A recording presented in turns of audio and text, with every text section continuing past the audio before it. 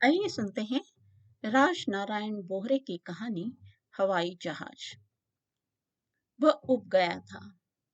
2 घंटे से कोतवाली में बैठा थानेदार साहब की बाट जो रहा था। उसका गांव पत्थरपुर इसी कोतवाली में लगता था और ज्यादतियों से मजबूर होकर आज वह रिपोर्ट दर्ज कराने आया था। एक निगाह उसने थाने के कारिंदों पर फेरी जो काम न होने के कारण ऊँघ रहे थे, और फिर वह अपने ही भीतर की सोच में डूब गया। उसकी उम्र के अधेड़ लोग अपने अपने घरों में आराम फरमा रहे थे।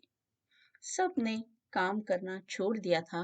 खासकर उसकी प्रजापत बिरादरी में तो इस उम्र के लोग अपने बच्चों के आसरे काम धाम छोड़कर निश्चिंत हो जाते थे। लेकिन वह किसके भरोसे काम छोड़े? बब्बू के भरोसे या गणेशा के भरोसे? दोनों ही तो गंवार निकले। बब्बू को कितनी हसरत से पढ़ाया था।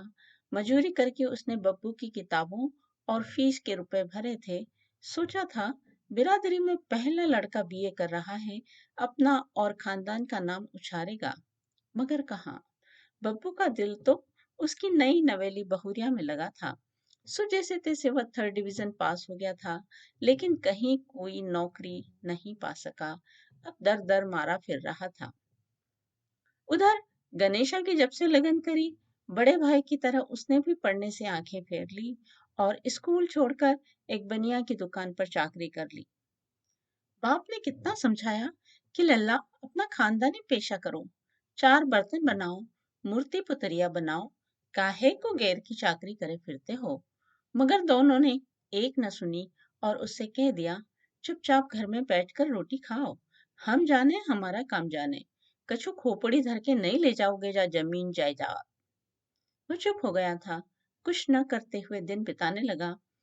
15 दिन बाद की बात है कि दोनों बहुरियों में खटपट हो गई और बंटवारा करके अलग होने को झगड़ने लगी। पंच बुलाकर उसने दोनों बंटवारा कर दिया। अच्छी रही कि इनकी महतारी पहले ही सुरक्षित हार गई, नहीं तो जीते जी लाजन मर जाती।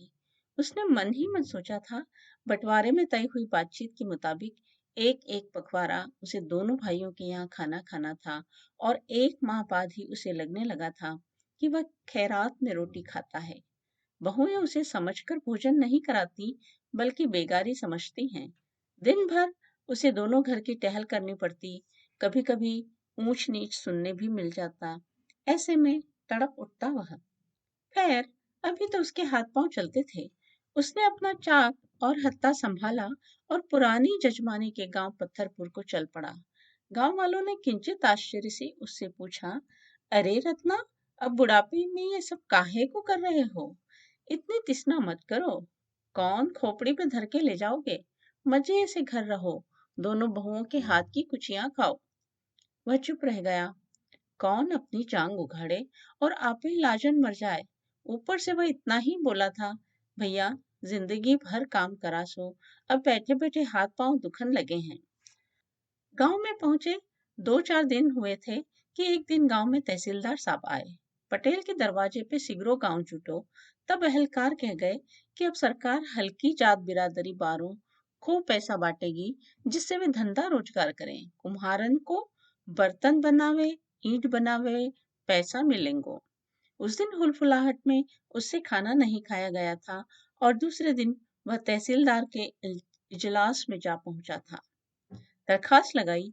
बुलावे पे उसने तहसीलदार से विनय करी थी, सरकार मैं कुम्हार हूँ, मुझको ईंट बनावे जमीन और करज दिलाओ। तहसीलदार साहब ने मोटे चश्मे के पीछे से अपनी आंखें झपकाई थी और बोले थे, गांव में ऐसी जमीन देख लो जहां ईंट बना सको, पटवारी को जमीन दिखा देना। वह तहसीलदार साहब के पैर छूकर लौट आया था। फिर तो रोज रोज पटेल, पटवारी और गिरदावर का ऐसा चक्कर चला कि 300 रुपया कर्ज हो गया था। तब कहीं जाकर नदिया के बगल की जमीन पर ईंट बनाने की इजाजत मिली थी। उसने वहां मड़ैया डालकर काम शुरू कर दिया था। गांव में विशाखा साहू से 700 रुपया कर्ज और लिए थे। घनन घनन संतरे ने घंटा बजाया तो वह चौंक पड़ा। पहरिया हो आई थी और कोतवाल साहब का पता न था। एक इच्छा हुई कि ऐसी तैसी कराने दो, गांव चलो, पर बुद्धि ने जोर मारा कि गांव में भी कहाँ करेंगे। वहां भी तो बैठनो ही है, जैसो वहां बैठनो वैसो यहाँ सही। उस दिन वह काम करा रहा था कि अचानक सरपंच पहलवान सिंह आकर खड़ा हो गया था। हराम खाओ, रत्ना के मुंह से निकल गया। भैंसे जैसा मोटा बदन है और जब हंसता है तो लगता है कोई गधा रेंका हो। कुछ दिनों से जब देखो तब नदिया के उस पार आकर बैठ जाता है। गांव के आदमियों में सबसे काइया इंसान है यह। जब बंधुआ मजदूरी की मर्दमशुमारी हुई थी तो साफ मुकर गया कि उसके यहाँ कोई बंधुआ मजदूर है, जबकि सिगरा गांव जानता है कि हल्का, फूला और कपूरा 3 पीढ़ियों से इसके यहाँ बंधुआ है। एकदम नजीक आके पहलवान तेज में बोला था, देख रे रत्ना, नदिया के जापार की जमीन हमारी है और तू समझे है कि दूसरी की जमीन पे दखलंदाजी बहुत बुरी होवे। अरे जा तो सरकारू जमीन है भैया, तुम्हारी कहाँ से हो गई? वह एकदम ही बोल पड़ा था। ना ही रे रत्ना, हमारे खाते में बीते 5 बरस से गैर इजाजत लिख रही है, सो अब की साल हमारे ही नाम हो जावेगी। रत्ना मुंह बिचकाकर अपने काम में लग गया था, लेकिन उसी दिन से उत्पात शुरू हो गए थे। उसकी कच्ची ईंटें तुड़वा दी जाती, सामान गायब हो जाता, पकती ईंटों के भट्टे में पानी डाल दिया जाता। एक दिन तो गजब हो गया। 2 आदमी मुंह पर तौलिया बांधे रात को आए और उस पर दनादन लाठियां बरसाने लगे। वह अचकचाकर चिल्ला उठा और गांव की तरफ भागा। किस्मत थी कि बच गया। दरअसल दोनों लठे गीली मिट्टी में फंसकर गिरे थे और मौका पाकर वह गांव पहुंच गया था। उसने तहसीलदार से जाकर रोते हुए सिगरा हाल बताया था, तो तहसीलदार साहब ने उसे ढाढ़स बंधाकर एसडीएम से मिलवाया था। उन्होंने नायब साहब को जांच करने के ऑर्डर कर दिए थे। दूसरे दिन नायब साहब गांव में पहुंचे तो वे सीधे उसी की मड़ैया पर पधारे थे। उसका बयान लिया और जब उन्होंने पूछा कि किसी आदमी पर तुम्हारा शक तो नहीं, तो उसने कहा था कि पहलवान सिंह सरपंच पर उसे पूरा शक है। उसकी बातें सुनते हुए वे जमीन का नक्शा बनाते रहे। उसे नायब साहब देवता से लगे, बेचारे बड़े प्रेम से बोल रहे थे।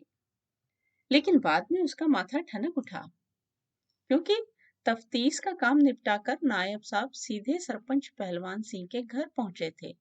उसे लगा कि उसके बयान लेने गए होंगे, मगर उसने खुद अपनी आंखों से देखा कि वे सरपंच के यहाँ पूड़ी खीर का भोजन कर रहे हैं। अब काहे का न्याय, वह लौट आया। हालांकि ये नई बात नहीं, हर अफसर सरपंच के यहाँ ही तो खाना खाता था, लेकिन कम से कम आज के दिन साहब को यह नहीं करना था। वैसे यह भी सच है कि आखिर वे खाते भी कहाँ। उसने सोचा, वह तो कुछ भी नहीं पूछ पाया था अपनी मड़ैया पर उनसे। नायब साहब के गांव से जाते ही पहलवान सीधा उसके पास आया। देख रहे रत्ना, तेरी हरकतें बहुत सहन कर ली मैंने। चाहे बंदूक, और अब की बार तूने कुछ उल्टा सीधा किया तो गोली मार दूंगा, तू सीधा परलोक चला जाएगा। परसों वह अपनी मड़ैया से गांव में सोने के लिए लौट रहा था कि पहलवान सिंह का छोटा छोरा रास्ते में मिल गया और उसने अपना पालतू कुत्ता उस पर छू कर दिया। वह हाँफता कांपता गांव में पहुंच पाया था। अगले ही दिन वह बड़े भोर जिला मुकाम को निकल गया था और पूरी तरह सोच के पुलिस कप्तान के बंगले के बाहर जाके बैठ गया था। दोपहर को भोजन करने आए कप्तान ने उसे बैठा देखकर पास बुलाया था और बैठने का सबब पूछा था। रत्ना ने अपना सारा किस्सा कह सुनाया। कप्तान बोले थे, तुम गांव वापस जाओ, डरो नहीं, पुलिस और सरकार तुम्हारे साथ है। थाने की लाइट जल गई थी और 2-4 सिपाही आकर बैठ गए थे।